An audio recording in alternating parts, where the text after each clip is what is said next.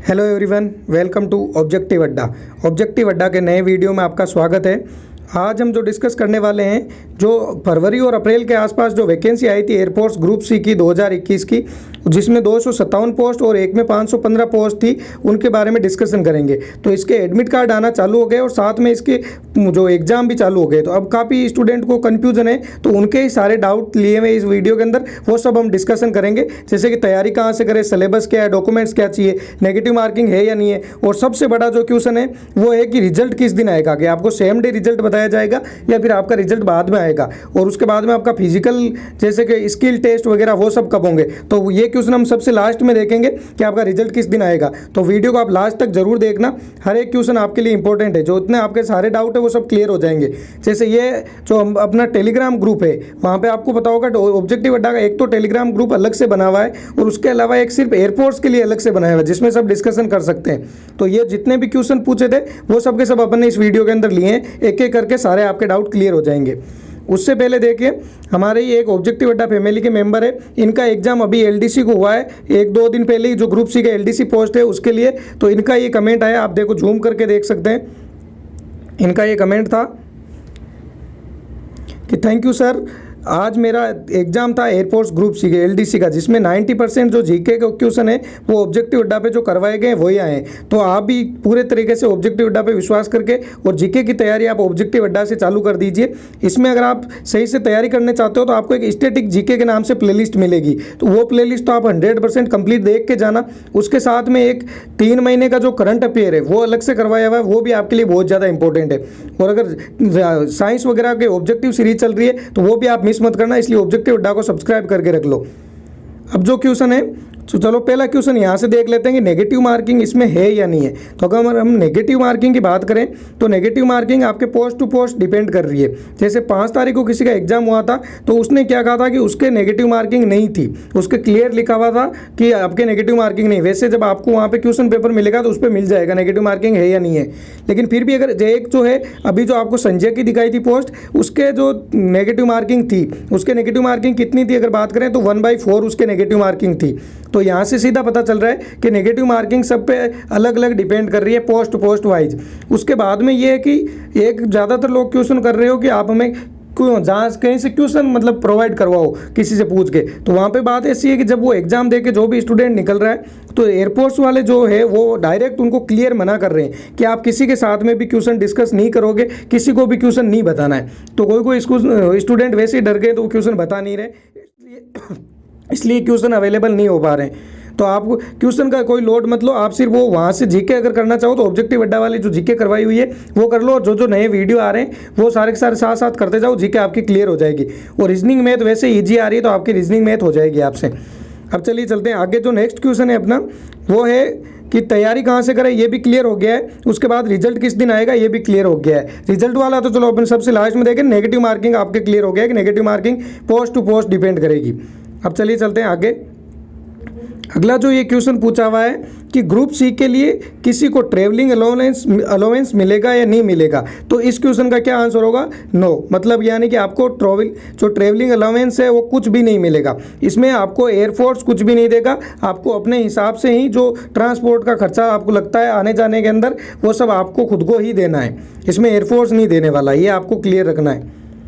Next question है, मेरे I card के साथ इंस्ट्रक्शन नहीं आए हैं तो कौन से इंस्ट्रक्शन होंगे, ये पॉइंट भी लीजिए। कि मतलब यहाँ पे हमने जो आपको पता होगा टेलीग्राम पे जो ग्रुप बना हुआ है वहाँ पे लोगों से जो डाउट थे वो पूछे थे। तो उसमें एक स्टूडेंट का ये डाउट है कि उनके आई कार्ड के जो एडमिट कार्ड आया था उसके साथ में जो इंस्ट्रक्शन वाला पेज था वो नहीं आया था। तो एक बार चलो इंस्ट्रक्शन देख लेते हैं क्या क्या है। ये इंस्ट्रक्शन है, यहाँ पर आप देख सकते हो, थोड़ा सा जूम कर लेते हैं। इंस्ट्रक्शन के अंदर फर्स्ट जो इंस्ट्रक्शन दिया हुआ है वो है कि आपको एडमिट कार्ड लेके आना है। तो ये तो सभी को पता है कि एग्जाम अगर देने आ रहे हो तो एडमिट कार्ड लेके आना है। उसके अलावा जो सेकंड है वो है आपके पास पैन कार्ड, वोटर आईडी, आधार कार्ड, इनमें से एक ना एक आईडी प्रूफ आपको साथ में लेके आना है। उसके अलावा जो डॉक्यूमेंट आपको चाहिए होंगे 10th की 12th की मार्कशीट, ग्रेजुएशन की अगर आपने ग्रेजुएशन उसमें फिल किया तो ग्रेजुएशन की मार्कशीट, और अगर आपने कोई जैसे कि एक्सपीरियंस वगैरह चाहिए होंगे तो अगर आपने कोई एक्सपीरियंस वाली पोस्ट के लिए अप्लाई किया है तो एक्सपीरियंस का सर्टिफिकेट चाहिए होगा। साथ में आपकी 2 फोटो चाहिए होगी। तो आप ये कोशिश करना कि 2 फोटो तो उनको चाहिए, तो आप 4 ही लेके जाना, ताकि अगर 2 कहीं मिस भी हो जाए ना तो भी आपके पास में वहाँ परेशान नहीं होना पड़े। और उसके बाद में जो है आपको कास्ट सर्टिफिकेट चाहिए होगा। अगर कास्ट सर्टिफिकेट आप जनरल के अलावा किसी भी कैटेगरी से, तो आपको कास्ट सर्टिफिकेट की वैसे ही ज़रूरत पड़ती है।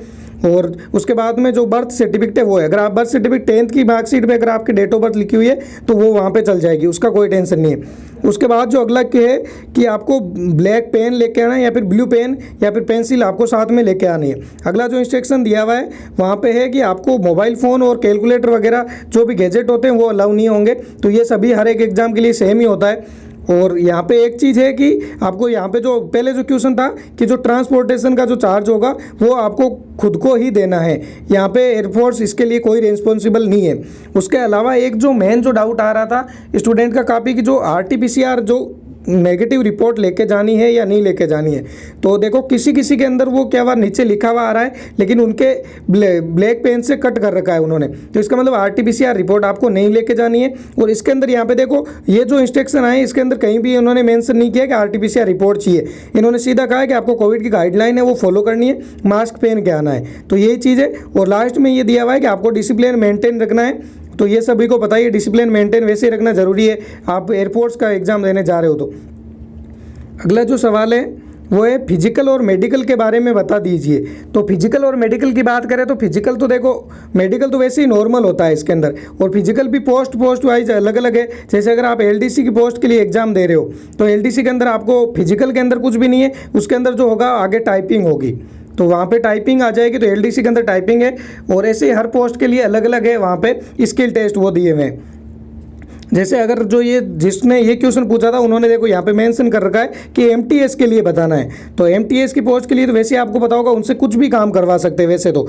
अगर लेकिन अपन इसमें समझना चाहें तो जब ये वैकेंसी आई थी तब उसके अंदर देखो ये जो मल्टीटास्किंग की जो पोस्ट दिया हुआ है वहाँ पे आपसे 10th तो मांगी थी, ये तो क्लियर लिखा हुआ है। उसके अलावा उन्होंने डिजायरेबल के अंदर क्या था 1 ईयर एक्सपीरियंस ऑफ वॉचमैन, और उसके बाद में कोई भी माली वगैरह का आपको एक्सपीरियंस होना चाहिए, तो ये डिजायरेबल में था। तो अगर ये एक्सपीरियंस मांगा है तो वहाँ पे अगर आपसे कोई एक्टिविटी भी करवाएंगे तो इनसे रिलेटेड ये आपसे क्वेश्चन पूछ सकते हैं कि आपको कोई कंडीशन दे दी, जैसे अगर आपको वॉचमैन की मान लो वो करवा रहे हैं तो कोई कंडीशन बता दी कि इस टाइप में होगा तो आप क्या करोगे, तो इसलिए नॉर्मल होने वाला है। सिर्फ आप अगर MTS वगैरह के लिए तो अप्लाई किया है तो आप पूरा आपका फोकस रिटर्न एग्जाम पे ही होना चाहिए।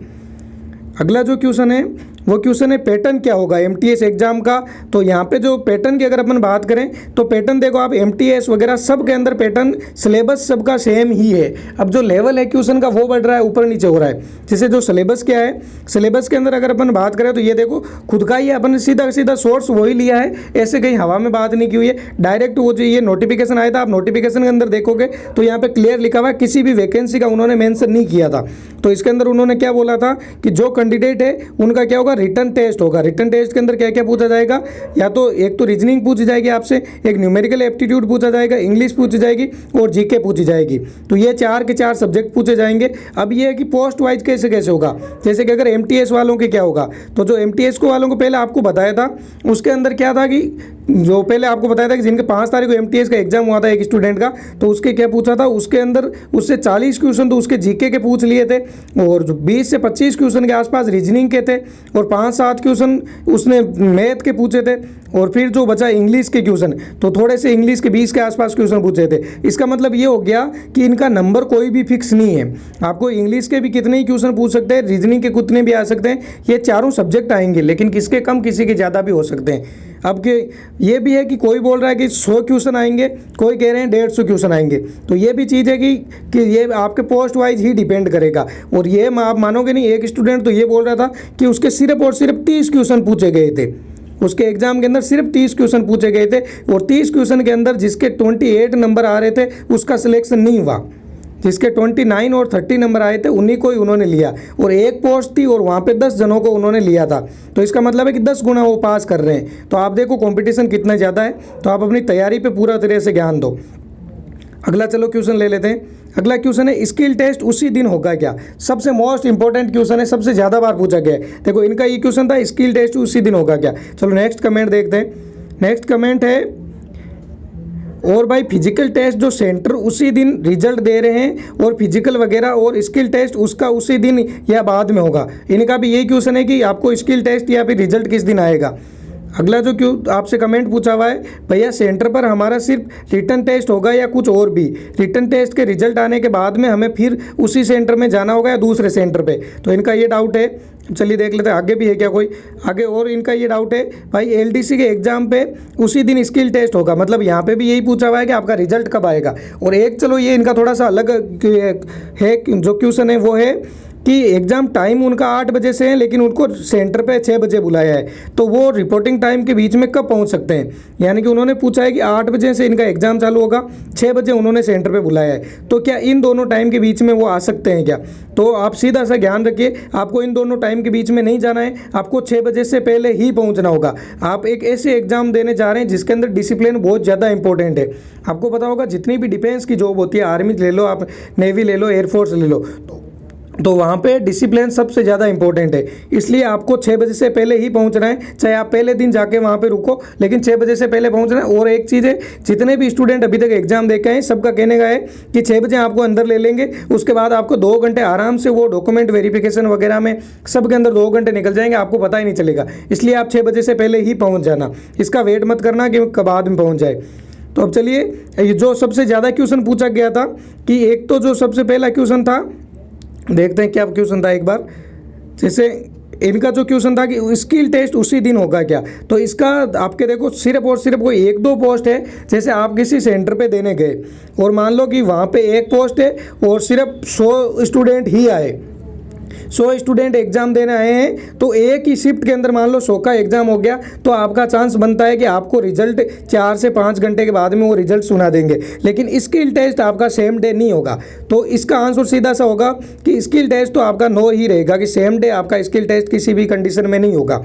अब अगर आए कि रिजल्ट, जैसे यहाँ पे जो पूछा है इन्होंने कि फिजिकल सेंटर, तो इसका क्या आंसर, रिजल्ट क्या दे रहे हैं? रिजल्ट के लिए ऐसा है कि एलडीसी वगैरह की जो पोस्ट है, जो एलडीसी और एमटीएस की पोस्ट है, उन पे ज़्यादातर स्टूडेंट के फॉर्म भरे हुए हैं। तो जिनके ज़्यादा स्टूडेंट के फॉर्म भरे हुए हैं, तो रिजल्ट भी उनका सेम डे नहीं आ रहा है। उनको सिर्फ यही बोला जा रहा है कि आपका जो रिजल्ट है, अगर आपके घर पे एडमिट कार्ड आता है तो वो स्किल टेस्ट के लिए एडमिट कार्ड भिजवा दिया जाएगा, और अगर आपके घर पर एडमिट कार्ड वगैरह कुछ भी नहीं आता है तो इसका मतलब सीधा सा कि आपके एग्जाम क्लियर नहीं हुआ है। आपको एडमिट कार्ड घर पर ही भिजवाया जाएगा, जो फिजिकल और स्किल टेस्ट के लिए आगे जो एडमिट कार्ड आएगा वो आपको घर पर मिल जाएगा। उसके लिए दोबारा मतलब उस दिन कुछ भी नहीं होगा।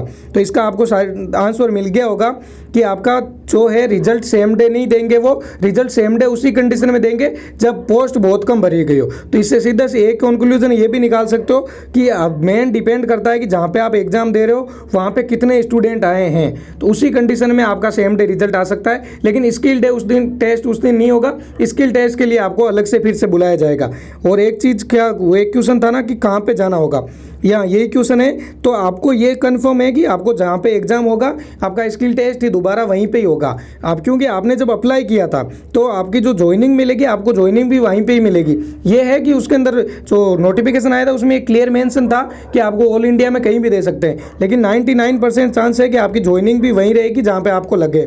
तो आपका जो सारा का सारा प्रोसेस होगा वो वहीं से ही होगा।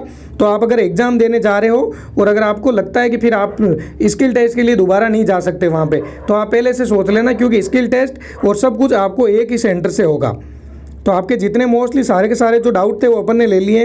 अब एक चीज़ आपके लिए और है, अब अगर आप एयरपोर्ट्स के साथ में और भी किसी भी एग्जाम की तैयारी कर रहे हो तो ऑब्जेक्टिव अड्डा को अगर फॉलो करना चाहते हो तो ऑब्जेक्टिव अड्डा को सब्सक्राइब कर लेना, और साथ में एक ऑब्जेक्टिव अड्डा का टेलीग्राम चैनल बना हुआ है, तो ये इस नाम से आपको ये लोगो मिल जाएगा। और टेलीग्राम पर अगर आप ऑब्जेक्टिव अड्डा नाम से सर्च करते हो और उसके डिस्क्रिप्शन बॉक्स में भी देखोगे तो वहाँ पर भी दोनों चैनलों के लिंक मिल जाएंगे।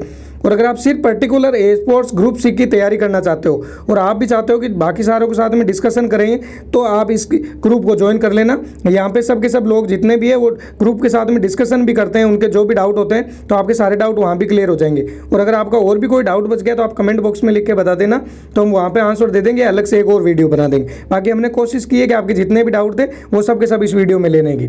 तो दोस्तों मिलते हैं अब नेक्स्ट वीडियो में।